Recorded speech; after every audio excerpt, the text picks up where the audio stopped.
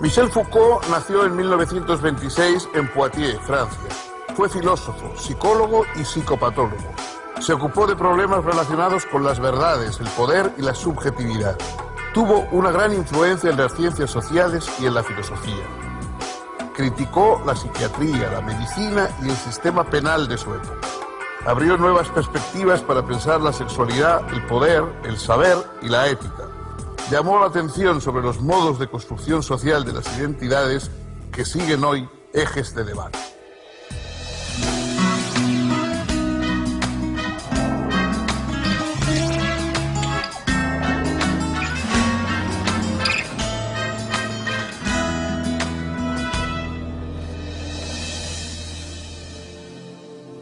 ¿Qué tal, amigas, amigos?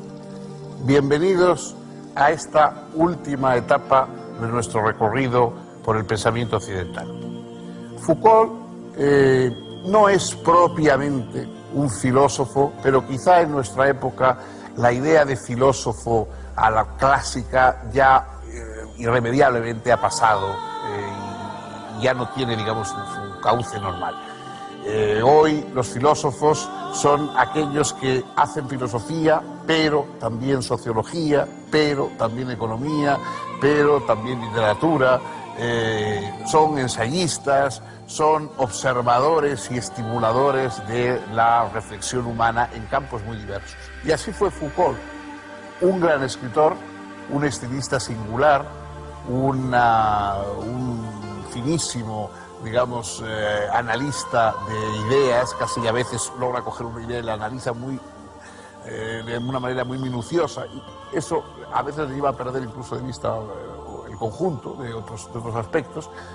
Fue, por otra parte, un hombre carismático, un profesor que influía de una manera personal extraordinaria entre sus alumnos, entre sus discípulos, un activista político también, que figuró en muchas causas, no solamente en causas en el sentido de las grandes causas políticas, sino en todas esas nuevas causas políticas que han ido surgiendo en las últimas décadas del siglo XX. La situación de los homosexuales, la situación de los presos, de los enfermos mentales, es decir, causas que no son las grandes causas tradicionales de la política, sino otras que marcan otros senderos renovadores de la vida cotidiana. En todos ellos figuró Foucault de una manera destacada, de una manera vigorosa y con una figura y con un perfil carismático, y a la vez es el padre de toda una dimensión filosófica, de un estructuralismo social que ha tenido efectivamente importancia y que todavía sigue teniendo una prolongación en nuestro tiempo. Vamos a ver este último pensador, Michel Foucault, y su vida, su trayectoria, su obra.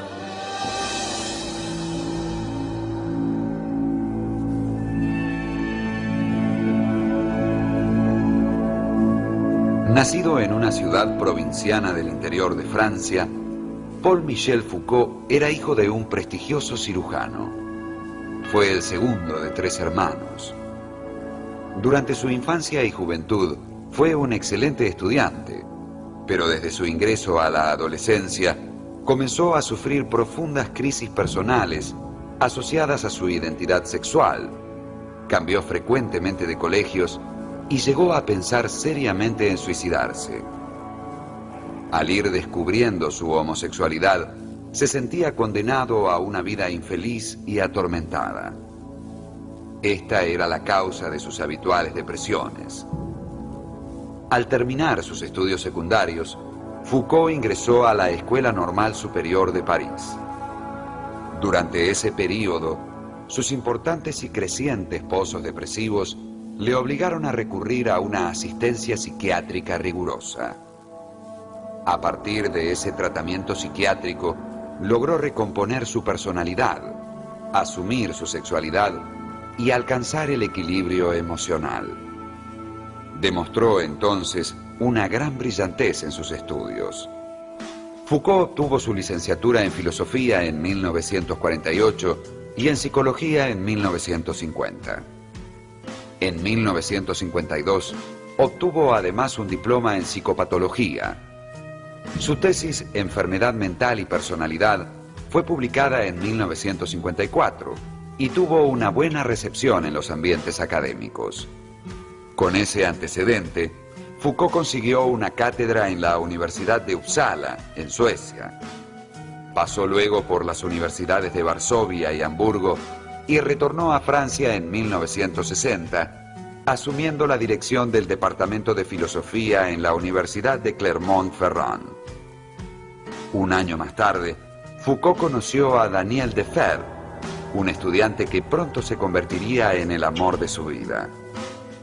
Ese mismo año, publicó uno de sus libros más importantes, Historia de la locura en la época clásica, que presentó como tesis de doctorado.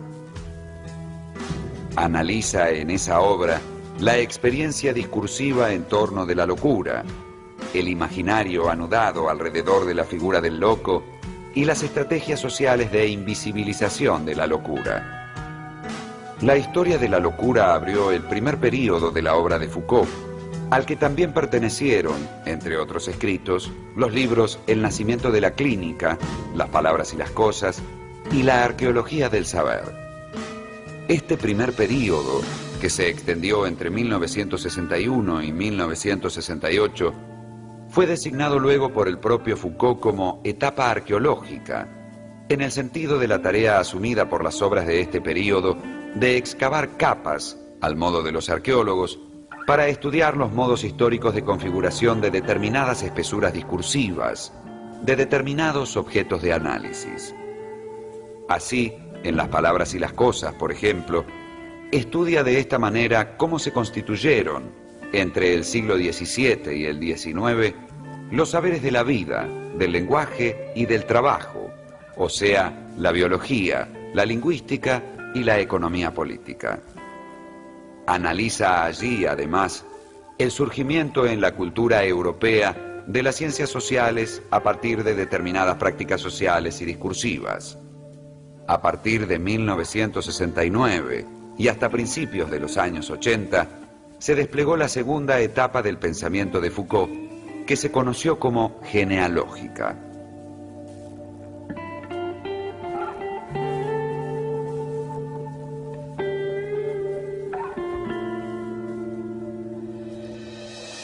Foucault tomó de Nietzsche la idea de la genealogía, de que lo que debemos buscar es esa genealogía, ese desenvolvimiento que nos indique de dónde venimos.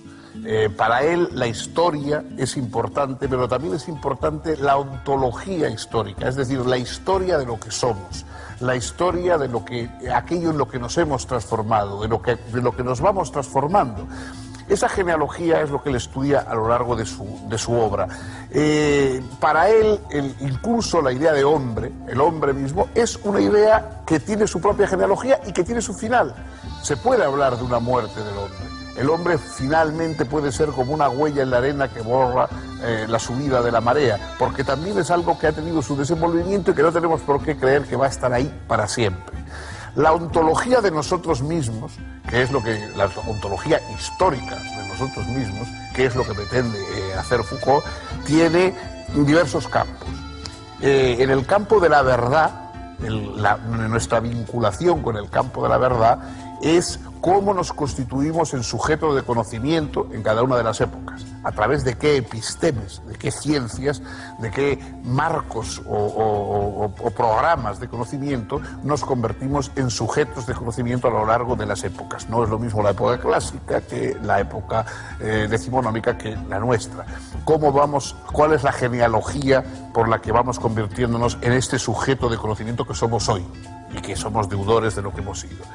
En el campo del poder, el sujeto, cómo nos convertimos en sujeto de esa acción que influye y que controla a los demás. Cómo se va desarrollando esa figura del sujeto de la acción sobre los otros. Y también, de la misma manera, así tenemos que explicarnos cómo se ha llegado a las fórmulas de poder actuales a través de los diversos marcos de poder históricos. Y, en último término, también hay una pregunta sobre la ontología histórica de nuestra moral, es decir, de cómo, de la ética, de cómo nos hemos convertido en sujetos morales, cómo hemos llegado a tener esa voluntad de cuidar de nosotros mismos, esa preocupación por nosotros mismos que lleva a la figura moral. Esos son los tres campos que va a estudiar a lo largo de toda su obra Foucault.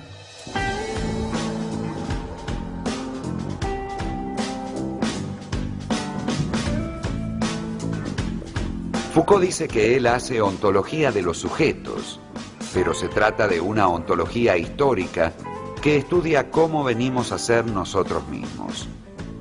Trabaja, por eso, con materiales históricos, con archivos, con documentos, con legajos, con estadísticas. Analiza épocas, instituciones y normas, y se interesa por averiguar cómo ellas modifican y constituyen a los individuos que viven en determinadas sociedades. Porque las individualidades están siempre constituidas por formas culturales que tienen que ver con modos de conocimiento, con modos de imaginación, con modos de producción de discursos, que inciden en los individuos, pero siempre de modo histórico.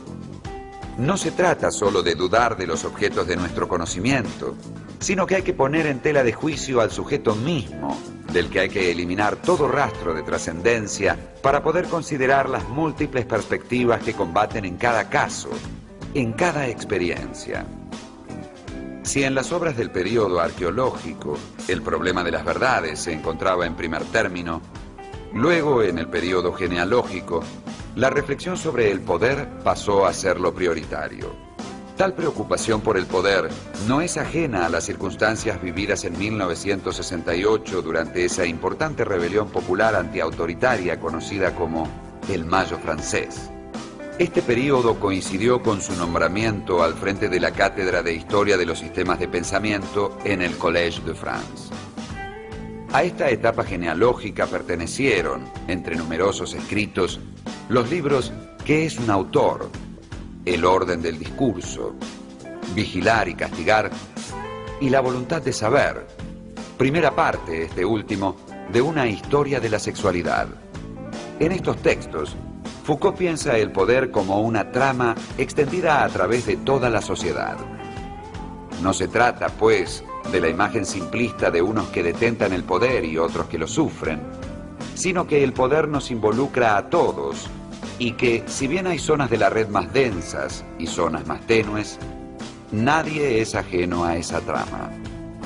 De modo que siempre es posible tensar la red en algún punto y hacer temblar toda la estructura. Esta reflexión de Foucault sobre el poder lo condujo a pensar la modernidad como el intento de formar una sociedad disciplinaria mediante tecnologías de control y constitución de identidades.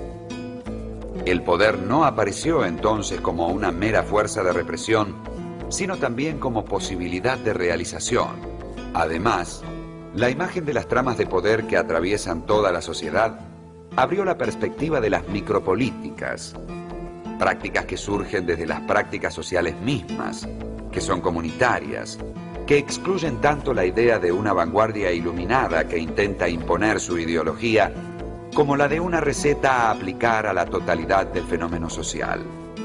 De lo que se trata es, pues, de buscar un tipo de militancia que encare necesidades y problemas concretos sin enamorarse del poder o de la lucha por el poder, porque lo importante no es intentar conquistar el poder, sino establecer la pura posibilidad de la resistencia. En este sentido, un ejemplo de micropolítica lo constituyó la militancia del propio Foucault, a partir de 1969, en el Grupo de Información sobre las Prisiones. Foucault se puso allí al servicio de los frentes de resistencia carcelarios, que denunciaban las condiciones inhumanas del régimen penitenciario francés, y lo hizo no como un guía, sino como alguien que simplemente participaba de las luchas que otros habían emprendido.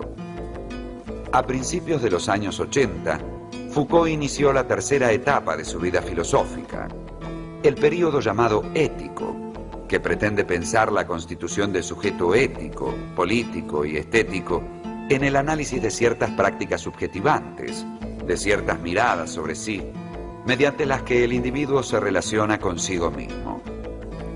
A esta etapa pertenecerán el segundo y tercer volúmenes de su historia de la sexualidad, titulados El uso de los placeres y El cuidado o la inquietud de sí.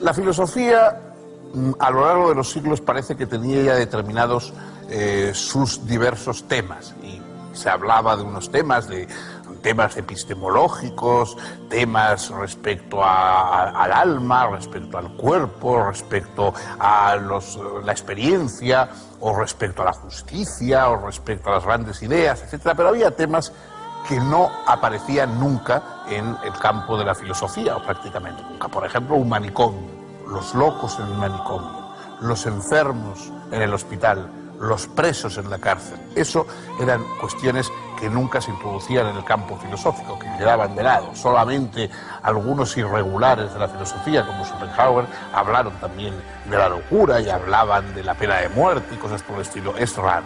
Lo normal es que estas cuestiones son demasiado terrenas y demasiado bajas para preocupar a los filósofos que están sumidos en unas cuestiones muy elevadas. Foucault pone estas cuestiones encima de la mesa y dice, bueno, ¿cómo funciona el manicomio? ¿Cómo funciona el hospital? ¿Cómo funciona la cárcel? Evidentemente hay todo un discurso de justificación social, de utilidad social, muy racional e incluso ilustrado de estas cosas. Pero Foucault dice, bueno, pero en todo esto lo que se va desplegando es un control social. ¿Cómo se va haciendo cada vez más necesario y más opresivo ese control social? ¿Cómo vamos todos a convertirnos también de alguna manera en cómplices y en soportes de ese control social que se expresa privilegiadamente en esas instituciones de las que estoy hablando? Es decir, esa idea del control social es precisamente la idea que ocupa el centro de las obras más conocidas de Foucault, quizá la de vigilar y castigar, sobre las cárceles y sobre la visión que viene del utilitarismo de Bentham, sobre el panóptico, etcétera, sean la más popular. Pero sobre todo lo que importa es establecer ese control social, es decir, algo así como la arqueología del saber, que es título también de una de sus obras y que ha llevado buena parte del pensamiento, del primer pensamiento de Foucault, desemboca, aunque quizás ha sido entreverada siempre con esas preocupaciones, con la genealogía del poder. De la arqueología del saber pasamos a la genealogía del poder y a la explicitación de ese control social que se va abriendo paulatinamente paso y sobre el cual los filósofos hasta entonces apenas habían reflexionado. Sin duda es mérito de Foucault que estos temas ya estén incorporados definitivamente en el pensamiento y en la filosofía.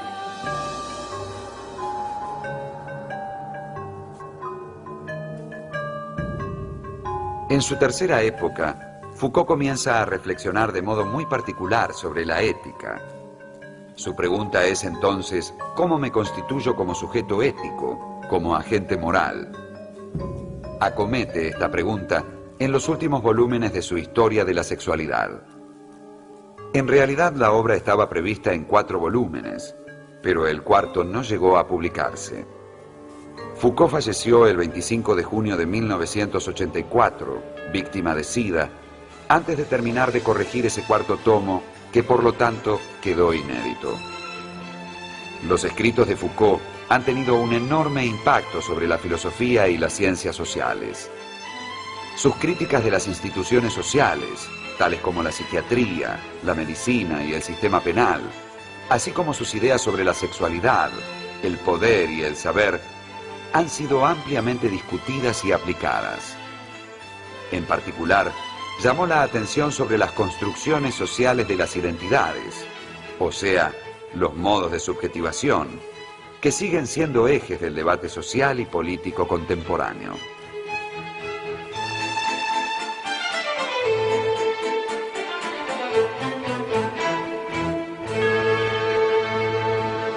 Pensador contemporáneo por excelencia, Michel Foucault tuvo también una muerte muy contemporánea. Murió de SIDA. Fue una de las primeras víctimas de SIDA y eso revela quizá también un poco las contradicciones de su propio pensamiento, porque él, que siempre había pensado que era la propia genealogía histórica la que creaba eso de las enfermedades, etcétera, en un primer momento, cuando se le dijo que había una enfermedad que afectaba solo a los homosexuales, como una especie de castigo divino, él, por supuesto, creyó que era una construcción histórica. La explicación del castigo divino sí es una construcción histórica, el SIDA desgraciadamente no lo es, y él lo padeció y murió por eso en una edad muy joven.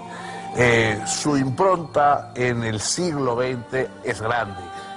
Naturalmente hoy ya se ponen en cuestión muchos de sus análisis, incluso la profesionalidad. Él no era un verdadero historiador, no era un verdadero sociólogo, pero sin duda abrió en todos esos campos unas vías importantes, y queda su brillantez intelectual, queda su estilo y queda también esa especie de empuje elegante, digamos, que tenía Foucault en todo lo que hacía, y que yo creo que va a darle perduración, más allá de que hoy se discutan tales o cuales de sus logros concretos. Es una figura muy, digamos, muy nueva, ¿no? Y que va a dar lugar a un tipo de pensador nuevo, porque probablemente los pensadores académicos, el tipo de pensador tradicional de la filosofía, es algo que ya es incompatible con nuestros días. El filósofo no es un estereotipo que esté ahí, sino que es una figura que evoluciona con el tiempo, porque tiene que pensar la realidad actual. El filósofo no está para pensar